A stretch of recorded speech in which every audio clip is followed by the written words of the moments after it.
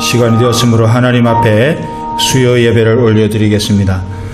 다 함께 주악에 맞춰서 묵상기도 하겠습니다.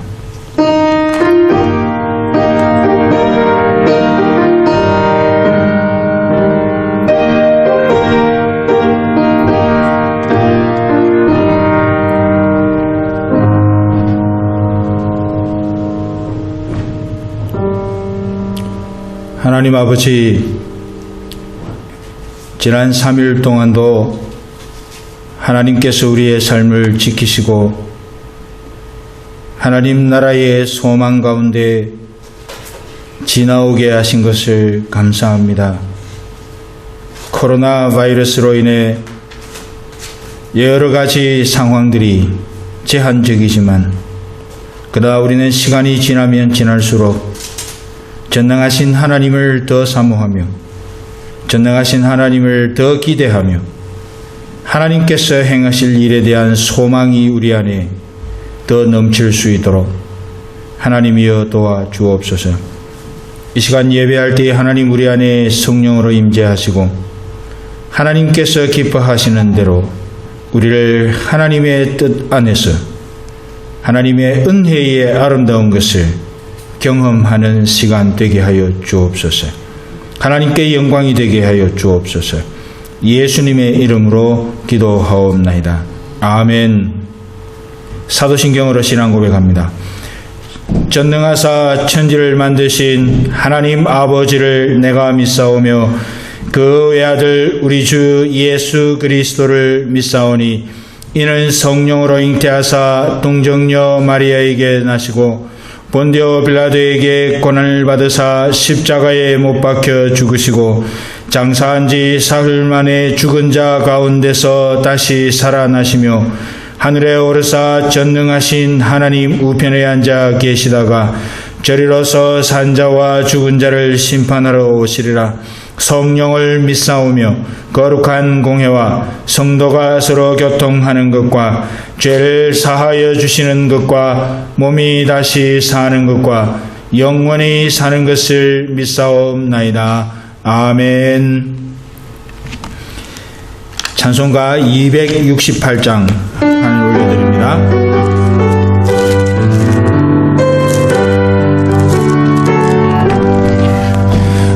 세상 위하여 나 복음 전하리. 만 백성 모두 나와서 주 말씀 들어라.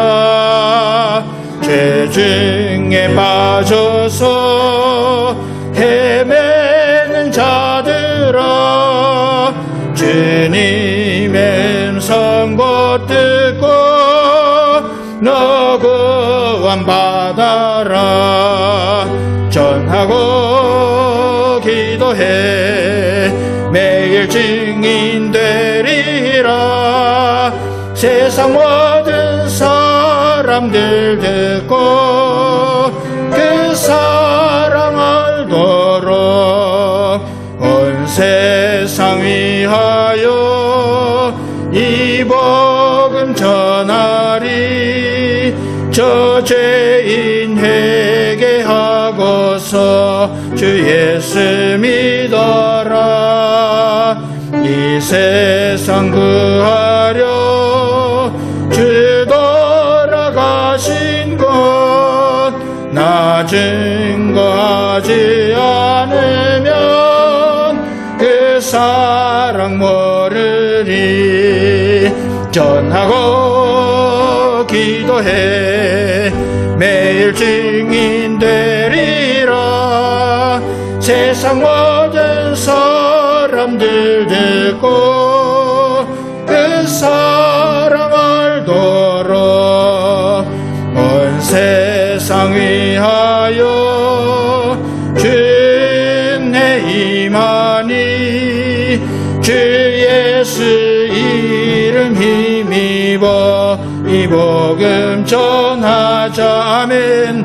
먼 곳에 나가서 전하지 못해도 나 어느 곳에 있든지 네 힘쓰리 전하고 기도해 매일 증인 되리라.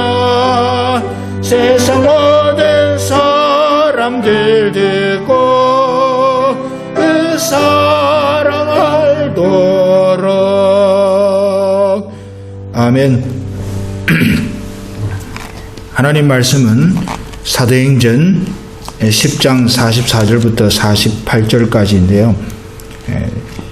좀 더 추가를 해서 그 앞에 나와 있는 내용들을 장절들을 좀 더 붙여서 그렇게 같이 봉독하겠습니다. 사도행전 10장의 말씀입니다. 사도행전 10장 24절부터 또 중간에 좀 우리가 봉독하고 중간에 건너뛰고 44절부터 그렇게 봉독하겠습니다.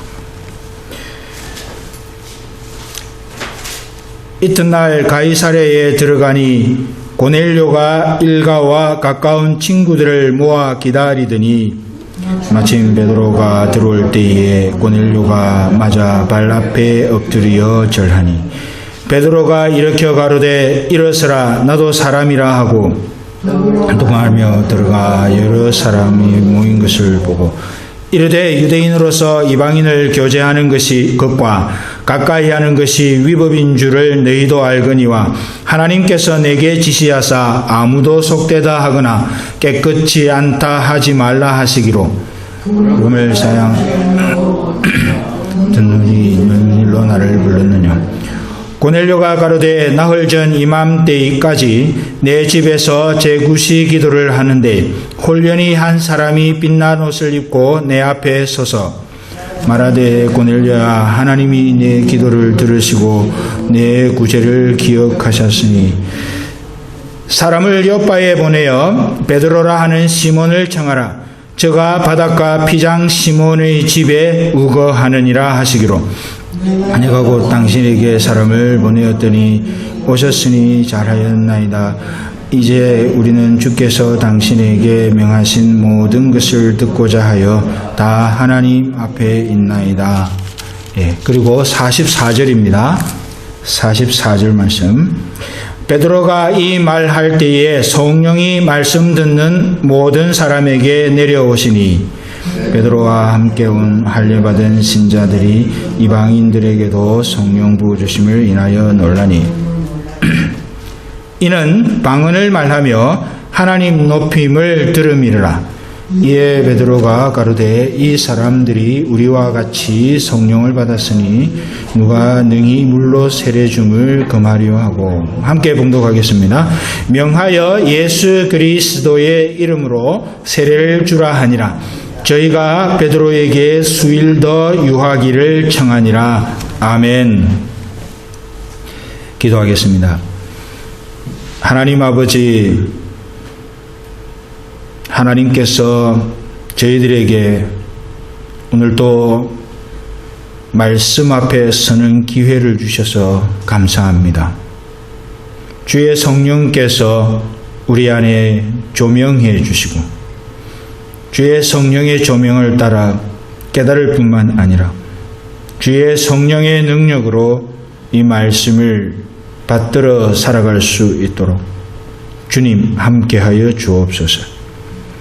예수님의 이름으로 간절히 기도하옵나이다. 아멘.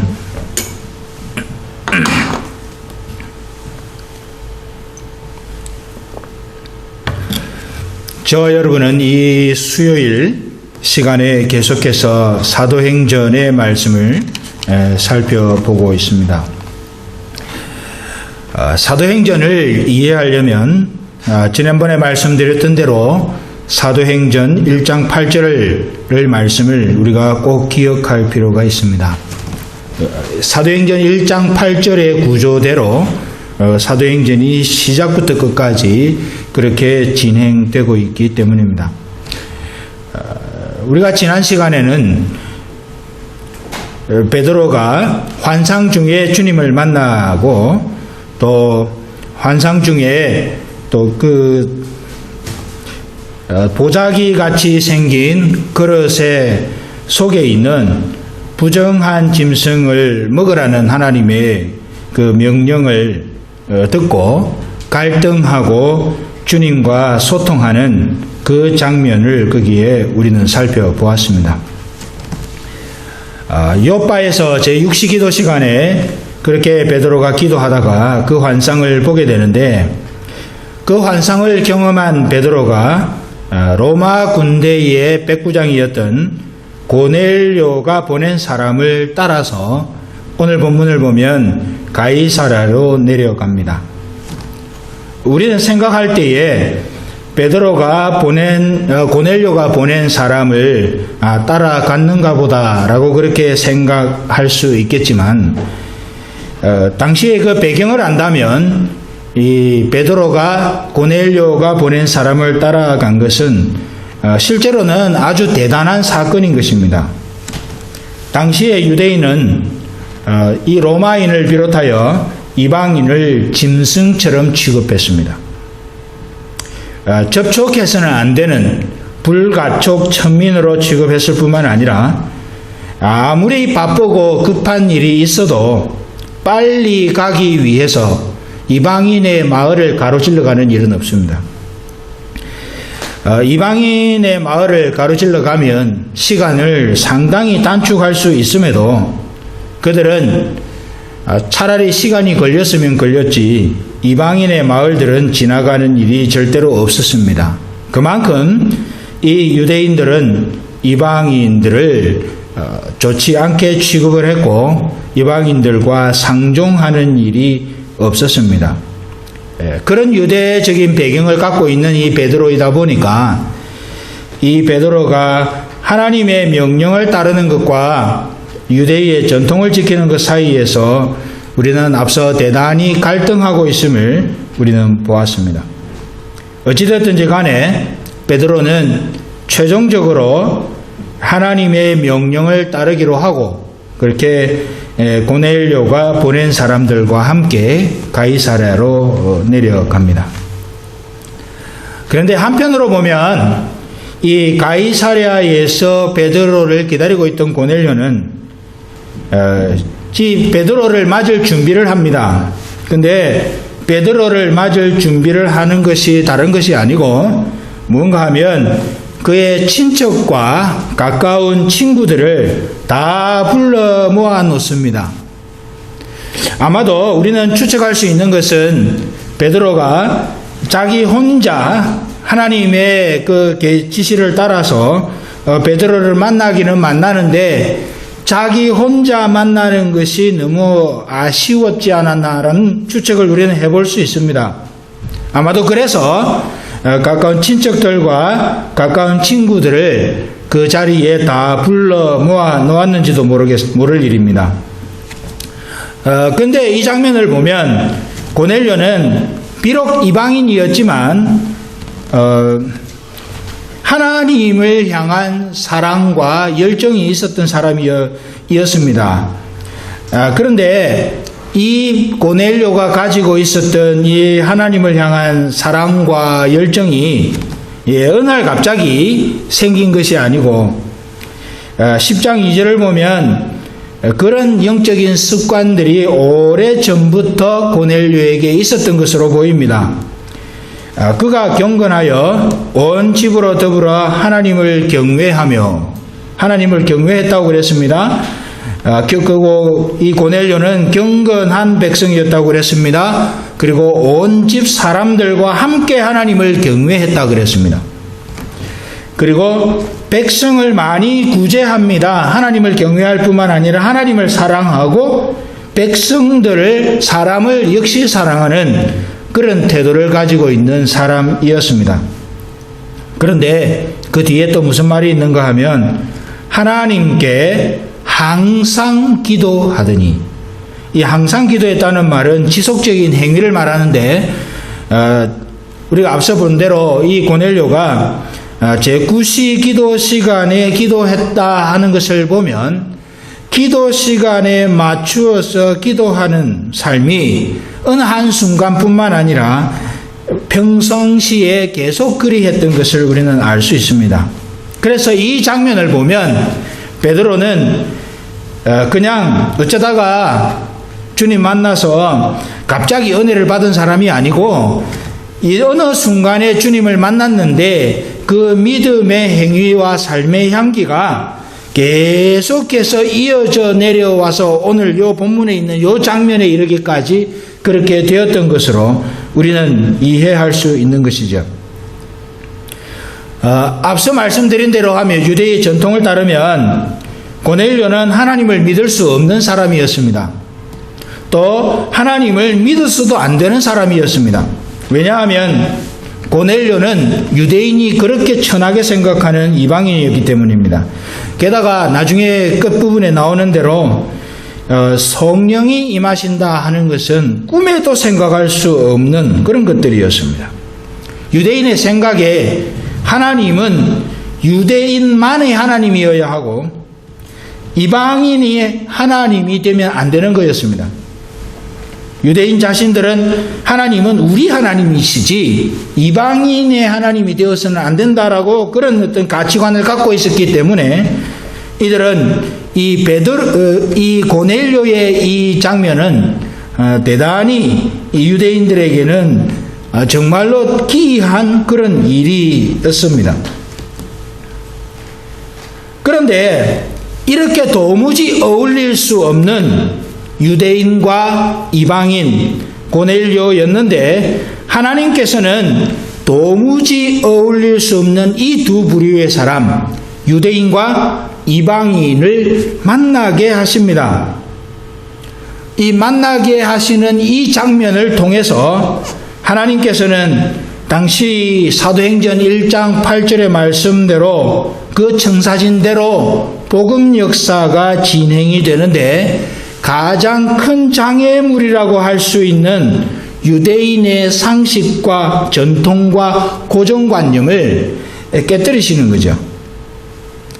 하나님께서 복음이 예루살렘에서 시작해서 유대와 사마리아와 땅끝까지 이르러야 하는데 유대와 예루살렘과 유대는 괜찮았는데 이것이 사마리아를 건너서 땅끝으로 가려고 하면 가장 큰 장애물이라고 할 수 있는 것이 이러한 유대인의 상식과 전통과 고정관념이었습니다. 그래서 그 장면들이 13장 이후에 그 장면들 땅끝을 향하여 가고 있는 복음의 장면들이 펼쳐지기 전에 하나님께서는 이 베드로와 고넬료의 사건을 통해 그 유대인들의 상식, 전통과 고정관념이 깨뜨려지는 것을 우리에게 보여주고 있는 것이죠. 우리의 삶의 현장에서도 그리고 우리의 사역의 현장에서도 나아가서는 선교 현장에서도 이 점은 마찬가지입니다. 지난 시간에 살펴본 대로 경험에 기초한 상식과 전통 또는 고정관념을 넘어설 수 있는가 그렇지 않은가 하는 것은 우리가 하나님의 역사에 동참할 수 있는가 없는가를 결정할 때가 많습니다. 왜냐하면 이사야 55장에서 성경이 선언하는 대로 하나님의 생각은 우리의 생각과 다르기 때문이고 하나님의 길은 우리의 길과 다르기 때문입니다. 이 점을 깊이 인식하지 않는 한 우리 각자나 우리가 모인 공동체가 하나님의 역사가 진전되는 과정에서 참여하는 것은 불가능한 일입니다. 하나님은 이렇게 일을 진행해 가기를 원하시는데 우리가 우리 경험을 따라서 그 일이 이렇게 진행되는 것이 맞다고 우기고 있으면 어떤 선택을 해야 됩니까? 하나님이 가는 방향, 우리 거를 접고 하나님이 가는 방향으로 같이 합해져야 되는데 이것이 무너지지 않고 이것이 없어지지 않고 이것이 제거되지 않고 이것을 끝까지 주장하고 있다면 하나님께서는 어떻게 이 사람들을 하나님의 역사의 방향으로 사용하실 수가 있겠는가 하는 것이죠. 하나님께서는 뒤에 로마서라든지 성경을 읽어보면 유대인들을 하나님의 역사의 방편으로 쓰기를 원하셨습니다.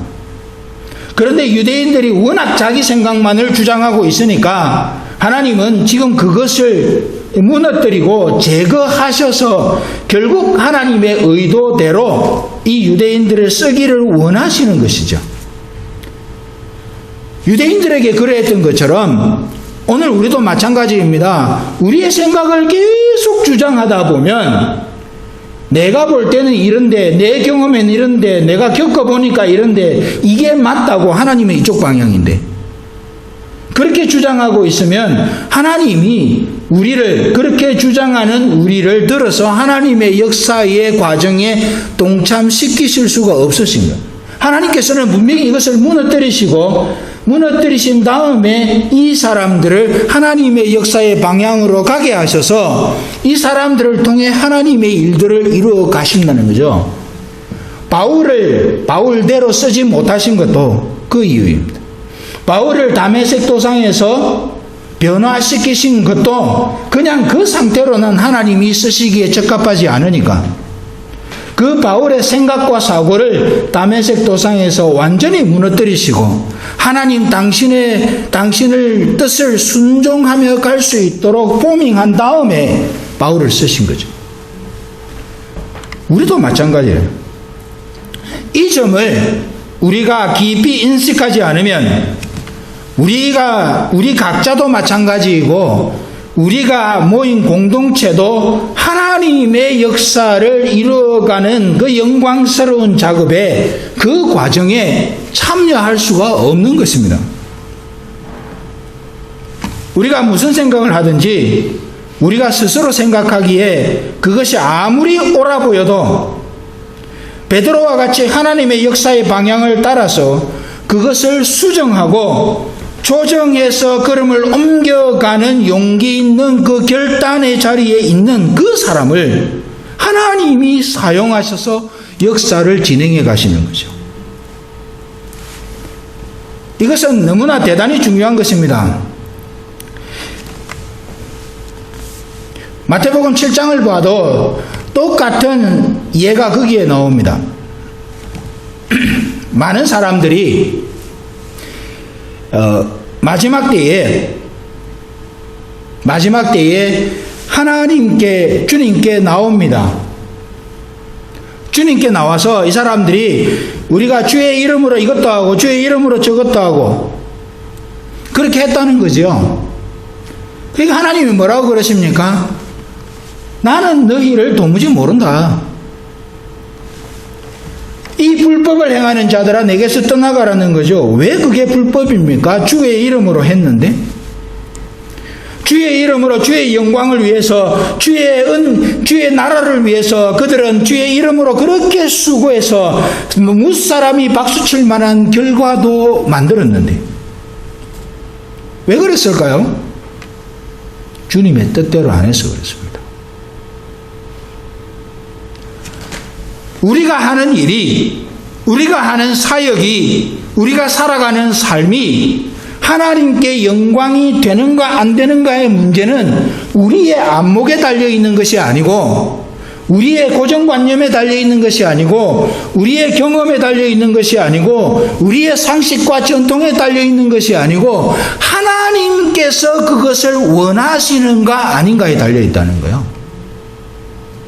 내가 보기에 아무리 좋아 보여도 하나님이 원하시는 방향이 아니면 거기에 수많은 에너지를 쏟고도 하나님께 영광이 될 게 하나도 없는 거죠.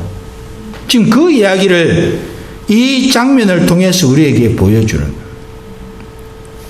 베드로를 그렇게 쓰실 수 없었습니다.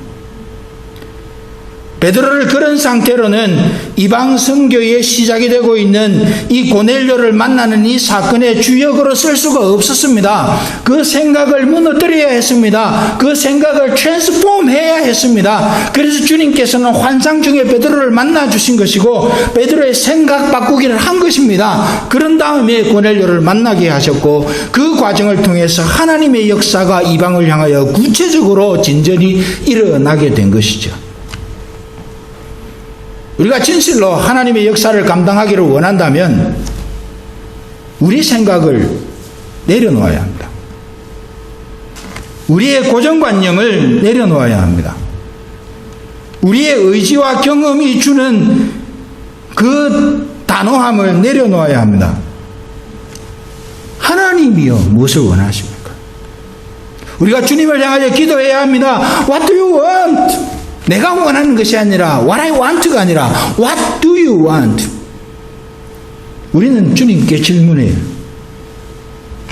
그럴 때 하나님은 우리를 사용하셔서 하나님의 영광의 방향으로 인도해 가시고 하나님이 영광을 받으시는 결과를 만들어낼 수가 있는 것이죠.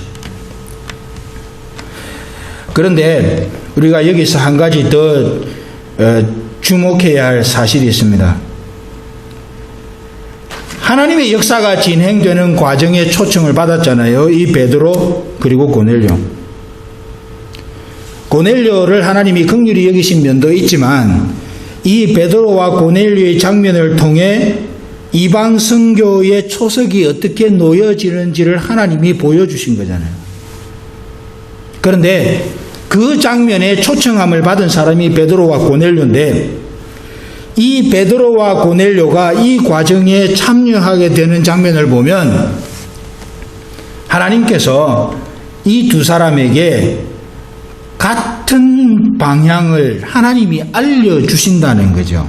다시 말하면 이 유대인인 베드로가 이방인인 고넬료의 집에 가서 말씀을 전하는 것은 사실은 있을 수도 없는 일이었고 그렇게 된 것은 획기적인 사건이었습니다.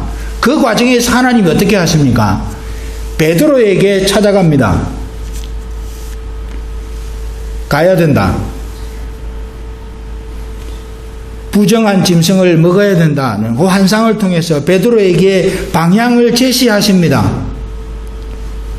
그 다음에 또 어떻게 합니까? 하나님께서 고넬료를 찾아가셔요.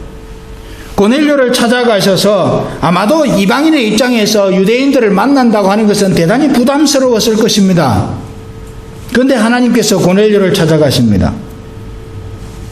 베드로를 청해서, 유대인인 베드로를 청해서 일을 진행하라고 알려줍니다.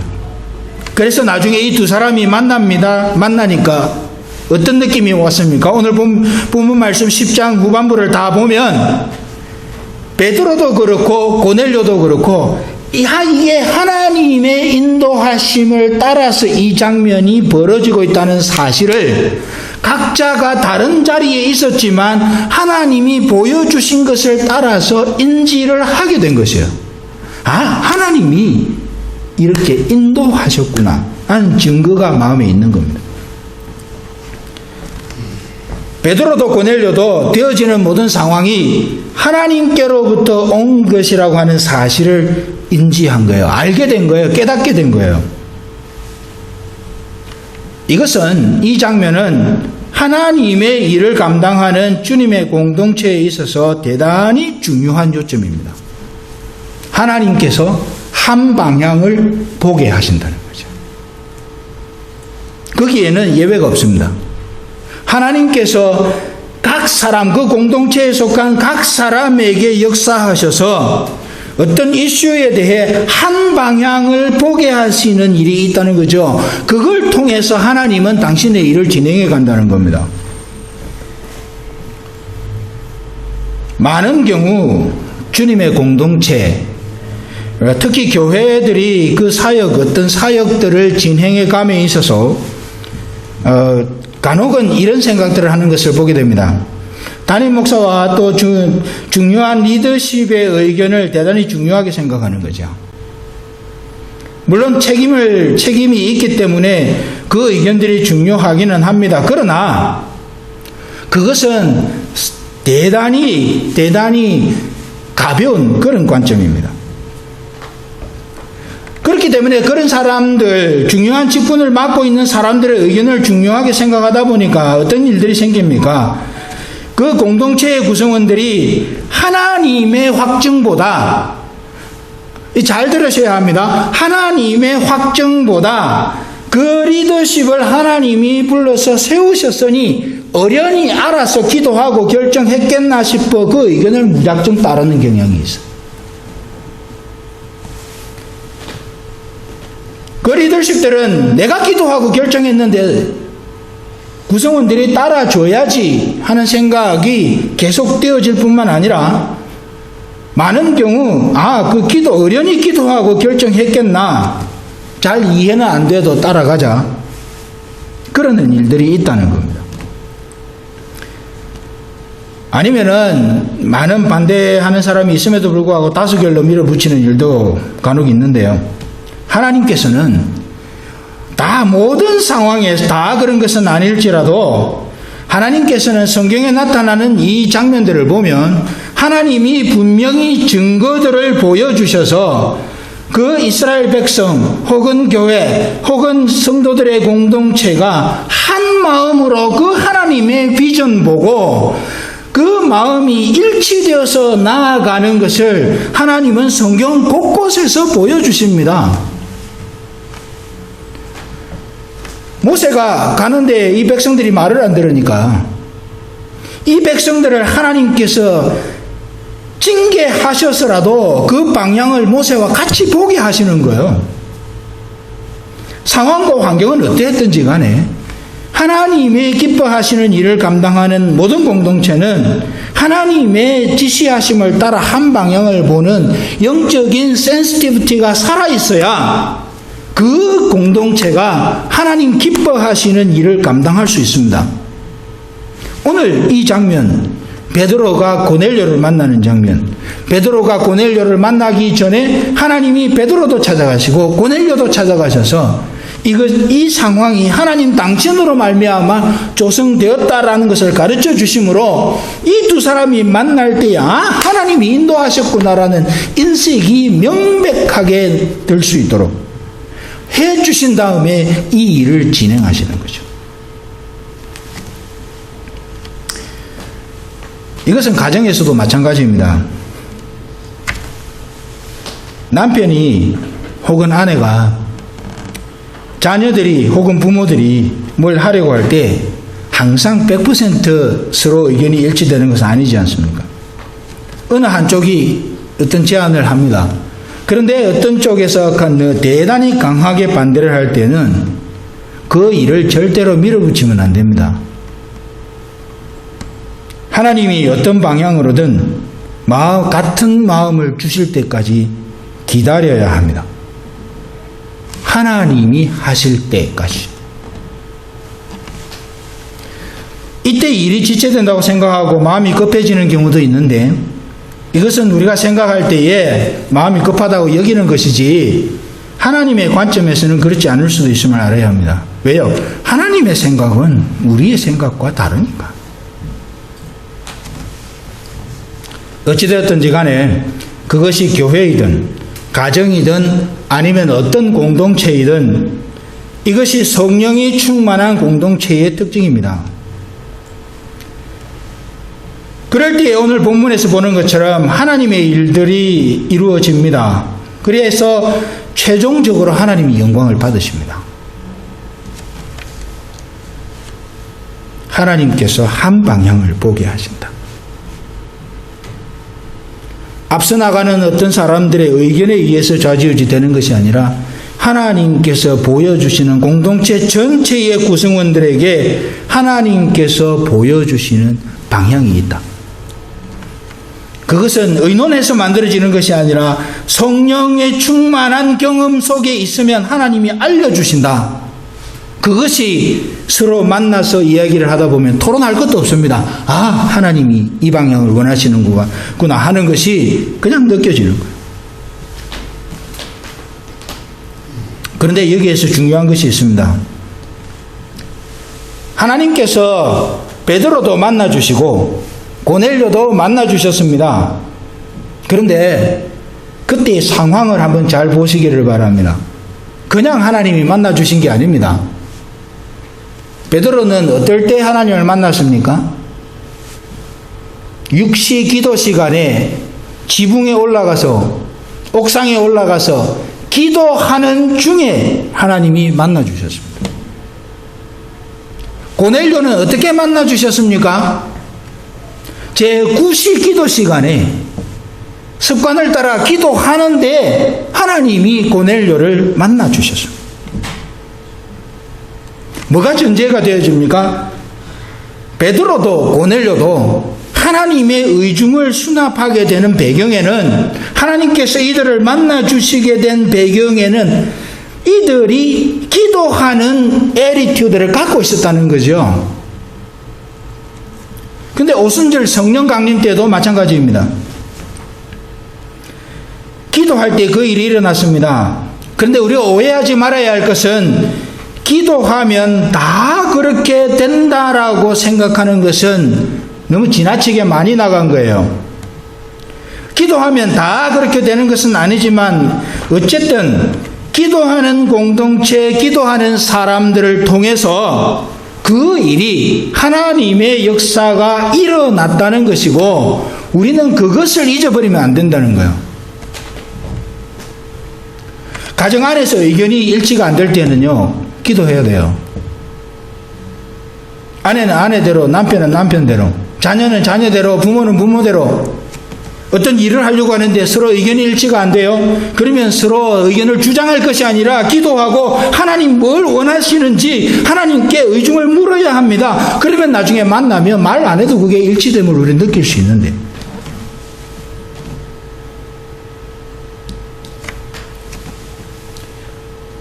그래서 하나님께서 어찌되었든지 간에 기도하는 공동체 개인을 통해 하나님께서는 그 일을 이루어 오셨습니다. 기도해야만 이 일이 된다라는 말이 아니라 하나님께서는 기도하는 사람 공동체를 통해서 그 일을 하셨다는 거예요. 우리는 이 점을 잊지 말아야 우리 각자가 하나님 앞에서 신실한 모습으로 하나님의 영광을 위해서 그 걸음을 옮겨갈 수 있습니다. 이것을 오늘 사도행전 10장의 이 말씀은 우리에게 가르쳐 주는 거예요. 기도하지 않는 개인이나 공동체를 하나님은 기도하도록 만드셔서 쓰십니다. 그래서 고난이 있고, 그래서 어려움이 있는 겁니다. 사람들은 하도 이상해서 고난이 없고 어려움이 없으면 기도 잘 안 합니다. 그러나 하나님께서 고난을 주시고 기도를 주시는 경우에 다 그렇지는 않을지라도 우리가 한 번쯤 다시 돌이켜서 생각해 보아야 할 것은, 내가 이 과정을 통해서 하나님 앞에 기도함으로 상황을 통찰할 수 있도록 되어야 하지 않겠나. 하나님께서 그걸 원하시는 것이 아닌가 하는 그런 점에서 우리는 깊은 생각들을 해야 하고, 다시 한번 상황들을 돌아보는 거룩한 지혜가 우리에게 있어야 한다는 것이죠. 베드로와 고넬료, 이방인의 유대인의 집에서 설교하는 이 장면, 그 배경에서 하나님이 그리 역사하셨던 것을 우리는 잊지 말고 기억해야 합니다. 그렇게 해서 이방인인 고넬료의 집에 당도한 베드로가 이제 거기 모인 사람들의 앞에서 설교하고 말씀을 전합니다. 그게 오늘 보면 34절부터 43절 사이에 있는데요. 이 설교의 내용을 여러 가지 얘기를 했습니다만은 그 내용을 핵심을 찬찬히 들어보면 그것은 딱 두 마디로 요약할 수 있습니다. 십자가와 부활입니다. 예수님의 십자가에 대해서, 예수님의 부활에 대해서 그 내용을 기초로 34절부터 43절까지의 그 설교의 내용을 이 베드로가 전하고 있는 겁니다. 그 결과는 어땠습니까? 오늘 44절 본문에 나와 있는 대로 베드로가 이 말할 때에 성령이 말씀 듣는 모든 사람에게 내려오시니, 그 이방인도 있었습니다. 그게 유대인도 있었습니다. 베드로와 함께 온 유대인 신자들도 거기 있었습니다. 그런데 베드로가 십자가와 부활을 핵심 내용으로 해서 말씀을 전하니까 결과가 성령이 모든 사람에게 내려옵니다. 성령이 임합니다. 이 상황을 보고 유대인 신자들이 이것은 우리가 옛날에 오순절날 경험했던 것과 똑같다. 그 역사다. 성령 하나님이 임재하신다. 확정해 줍니다. 우리가 무엇을 알 수 있습니까? 십자가와 부활이 증거되는 곳에 하나님의 역사가 일어난다는 거죠. 교회가 다른 것으로 명성이 높아지면 안 됩니다. 십자가와 부활을 기초로 명성이 높아져야 합니다. 십자가와 부활이 증거된다고 하는 것은 그리스도 예수 그분이 증거되는 것을 말합니다. 이게 기본입니다. 그런데 현대의 많은 성도들은 다른 것을 통해서 하나님의 역사가 일어난다고 생각합니다. 며칠 전에 한국에서 목회하시는 어떤 목사님과 통화를 할 기회가 있었습니다. 이분은 이제 갓 40 조금 지났는데 이제 한 천여 명 되는 교회의 성도, 그 교회에서 목회를 하시는 분입니다. 근데 이제 이분과 통화를 하는 중에 여러 가지 이야기들을 오랜 동안 했습니다. 통화를 하는 중에 이분이 지나가는 이야기를 이렇게 말씀을 하십니다. 어느 날 주일 예배를 마치고 이제 예배를 다 마치고 이제 목양실로 돌아와서 잠시 쉬고 있는데 교회의 한 중직자가 목사님께 지나가다가 이런 이야기를 하셨답니다. 찾아오셔가지고 목사님, 주일에는 설교를 좀 조정해서 예배 시간을 좀 줄여주시고 대신에 그 시간을 좀 더 많이 확보해서 성도들과 교제하고 인사하는데 시간을 좀 더 할애해 주시면 좋겠습니다.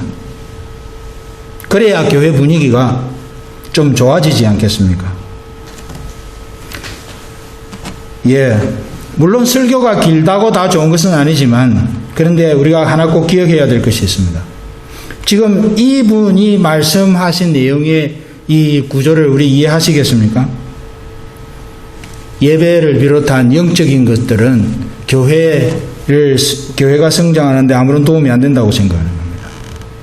예배 시간을 좀 줄이고 대신 성도들과 인사하고 교제하고 악수하고 하는 데 시간을 좀 더 많이 투자해 주십시오라는 요청이었죠.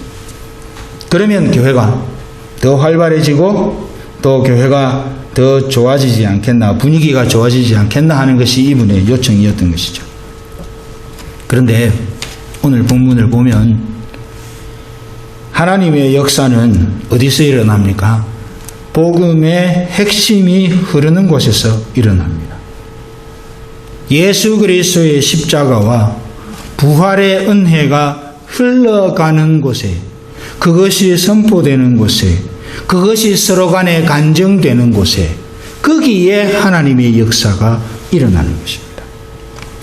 그곳에 회심의 역사가 일어나고 그곳에 성령 임재의 역사가 일어납니다. 이것이 얼마나 중요한 문제였으면 바울이 뭐라고 그럽니까?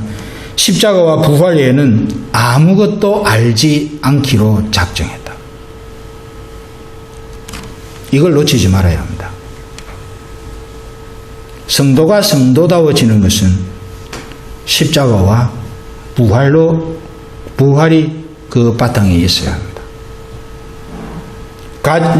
성도들의 가정이 성도들의 가정다워지는 것은 십자가와 부활의 능력이 그 안에 있어야 합니다.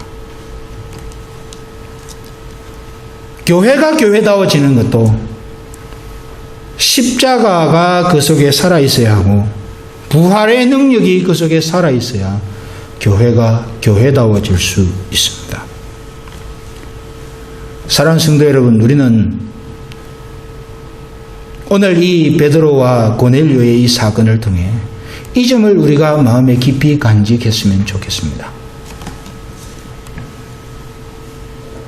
하나님이 기뻐하시는 공동체, 하나님의 역사에 쓰임받는 성도, 하나님의 은혜를 품은 성도,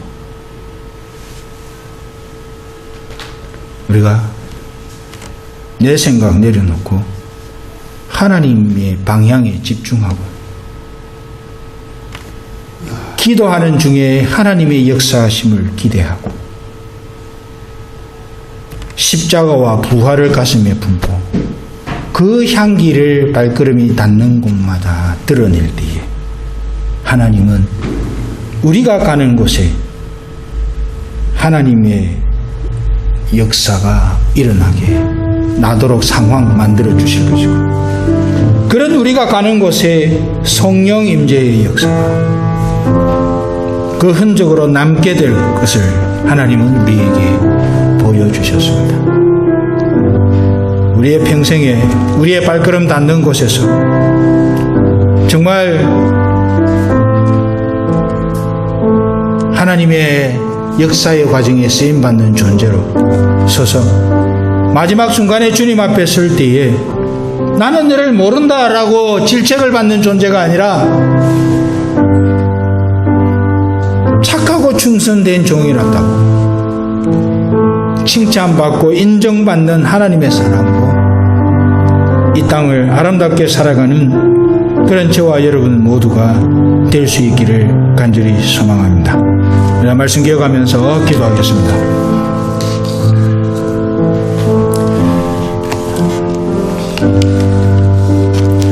하나님 아버지 감사합니다. 우리가 주님 백성 예수 그리스도를 마음에 품은 사람 그리스도인 되었다고 말은 하면서도 정작 그리스도께서 우리의 심령에 살아있기보다 여전히 우리 자신들이 살아서 하나님의 의도보다 내 의도를 펼치는 것에 쾌감을 느끼며 살아왔습니다. 하나님 아버지 우리를 붙들어 주셨어요. 우리의 생각을 다 내려놓고 하나님께 붙들림 바 되어서 매일 매 순간 기도하는 중에 하나님의 뜻을 찾으며 하나님이 하나 되게 하시는 주 안에서의 하나됨을 가지고 십자가와 부활의 은혜에 사로잡혀 하나님의 영광을 위해 걸음을 옮겨가는 그런 우리 모두가 될 수 있도록 하나님이여 은혜를 베풀어 주시옵소서. 하나님 아버지 우리를 긍휼히 여겨 주옵소서. 우리 나성 3.1교회 온 성도들을 하나님 지켜 주옵소서. 그리하여 하나님 앞에 인정받는 성도 하나님 앞에 인정받는 교회로 매일 매 순간 그렇게 서게 하여 주옵소서. 하나님 아버지 우리를 긍휼히 여기시고 우리를 하나님의 품에 안아 주옵소서. 우리의 마음에 주의 성령을 물붓듯이 부으셔서 우리가 주의 성령의 조명하심을 따라 언제든지 어디서든지 어떻게 하든지 하나님 앞에 제대로 우리의 걸음을 걸어가는 그런 하나님의 사람들이 되게 하여 주옵소서. 하나님 아버지 감사를 드립니다. 주여 고맙습니다. 예수님의 이름으로 기도하옵나이다. 아멘. 찬송가 377장입니다.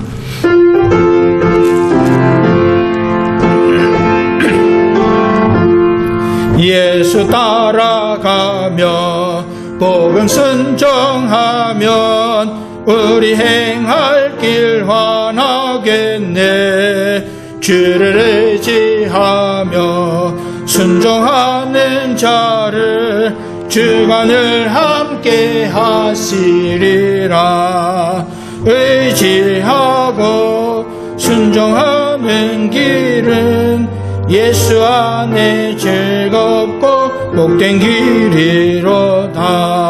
해를 당하거나 우리 고생할 때 주가 곧 없이 하시겠네.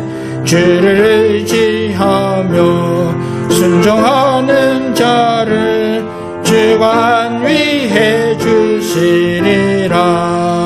의지하고 순종하는 길은 예수 안에 즐겁고 복된 길이로다. 남의 짐을 지고 슬픔 위로하면 주가 상급을 주시겠네. 주를 의지하며 하는 자를 항상 축복해 주시리라. 의지하고 순종하는 길은 예수 안에 즐겁고 복된 길이로다. 우리 받은 것을 주께 다 드리면 크신 사랑을 깨닫겠네.